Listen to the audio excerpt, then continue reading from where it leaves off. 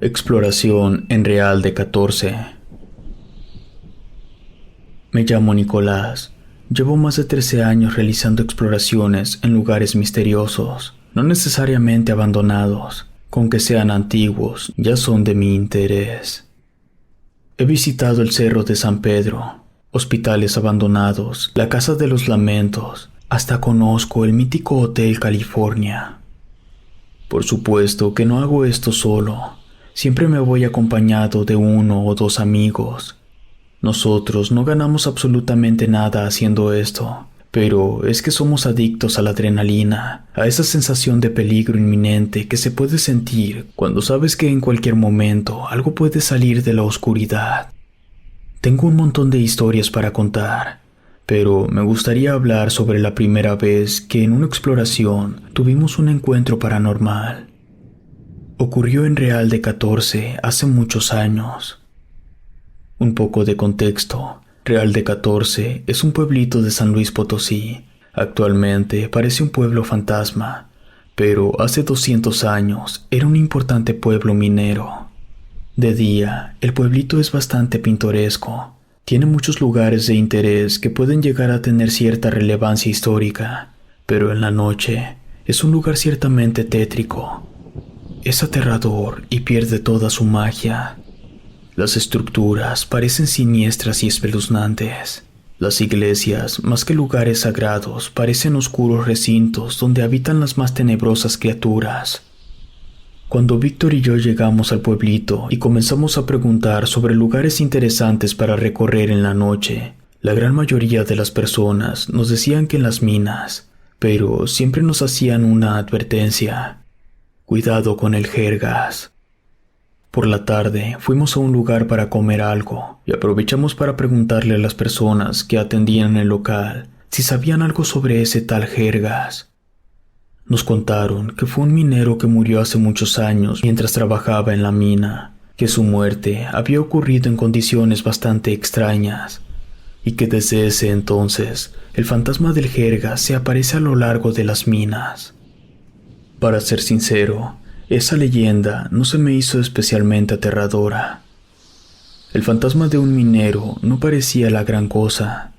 Yo me esperaba que dijeran que se trataba de un demonio o de alguien que hizo un pacto con el diablo a cambio de su alma. Le comentamos a esta persona que haríamos una exploración por la noche y que queríamos comprobar la existencia de ese tal jergas. Nos dijo que entonces debíamos salir del pueblo al caer la noche. Para quien no sepa, para entrar y salir de Real de 14 hay que atravesar el túnel de Ogarrio. Desconozco si hoy existe otro camino que dé acceso al pueblo, pero en aquel entonces no había, solo era ese túnel. Nosotros calculábamos que nos íbamos a tardar como 1 hora en recorrer todo el túnel, caminando despacio, sin prisas. Así que, tras platicarlo un rato, decidimos que haríamos la exploración a la 1 de la mañana.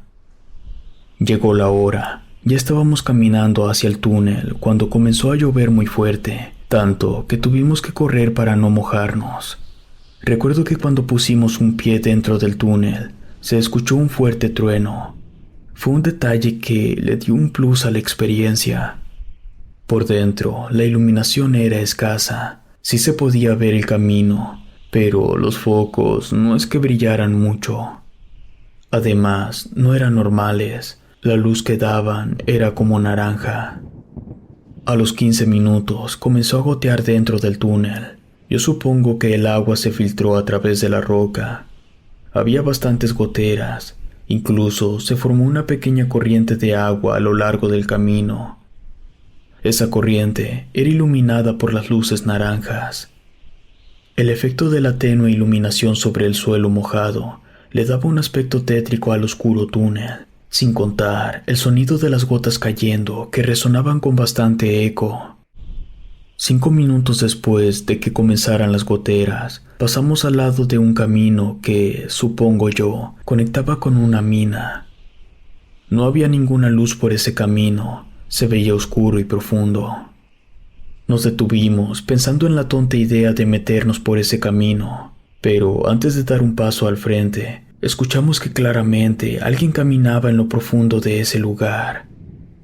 Mi amigo y yo volteamos a vernos y mejor seguimos avanzando. Debo admitir que aceleramos un poco el paso. Caminamos como 1 kilómetro cuando escuchamos un sonido metálico. Nos paramos en seco para poner atención y así alcanzar a distinguir de qué se trataba. Eran hebillas, posiblemente de un caballo. Eso nos hizo entrar en alerta por una simple y sencilla razón. ¿Qué se supone que hace un caballo a la 1:26 de la madrugada en medio de un túnel? Pensamos en dar la vuelta, pero daba lo mismo, ya que estábamos prácticamente a medio túnel. Entonces notamos que el caballo se estaba acercando y al parecer no venía solo. También alcanzamos a escuchar que el caballo estaba arrastrando algo. Le pregunté a mi amigo sobre qué hacer. Me respondió que siguiéramos avanzando y que cuando viéramos al caballo nos detuviéramos en un punto oscuro y nos pegáramos a la pared. Eso me pareció buena idea. Déjenme explicar lo que es un punto oscuro. Dentro del túnel, las luces están muy separadas entre sí. Eso hace que de foco a foco existan unos espacios donde la luz prácticamente no llega. Avanzamos como 400 metros y finalmente pudimos ver al caballo a lo lejos. Sus ojos brillaban bastante. Se veía como un espectro del inframundo. Así que nos pegamos a la orilla en el siguiente punto oscuro. Estuvimos ahí como 5 minutos porque el caballo avanzaba muy despacio. Venía jalando una carreta. Nos dio mucho miedo cuando ese animal pasó frente a nosotros. Era de color negro, mucho más alto que nosotros. Se veía bien alimentado. Lo más extraño de todo es que la carreta que venía arrastrando estaba vacía. No llevaba a nadie. O al menos a nadie del mundo de los vivos. El caballo pasó de largo. Nosotros permanecimos quietos hasta que lo perdimos de vista. Luego seguimos con prisa nuestro camino. Era la 1:40 cuando nos topamos con otro camino que daba a las minas. Ese estaba medio bloqueado por maderas viejas y rotas. Ahí al lado estaba una cruz indicando que alguien había muerto ahí. De pronto, escuchamos una voz que provenía desde la oscuridad. La voz dijo, ¿qué buscan? Mi amigo y yo comenzamos a correr. Estábamos muy asustados. Tuvimos que frenar de golpe cuando nos topamos con oscuridad. Solo podíamos ver un solo foco encendido y era a más de 100 metros de distancia. Todos los que estaban en medio, que yo calculo que eran como 6 focos, se habían fundido. Sentí un nudo horrible en el estómago. No quería atravesar esa penumbra. Volteé a ver a mi amigo y su cara me lo dijo todo. Él tampoco quería hacerlo. Ya nos estábamos arrepintiendo de habernos metido al túnel en la madrugada.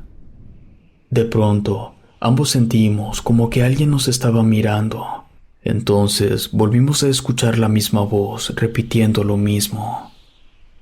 Volteamos hacia atrás y a lo lejos pudimos ver a una persona parada.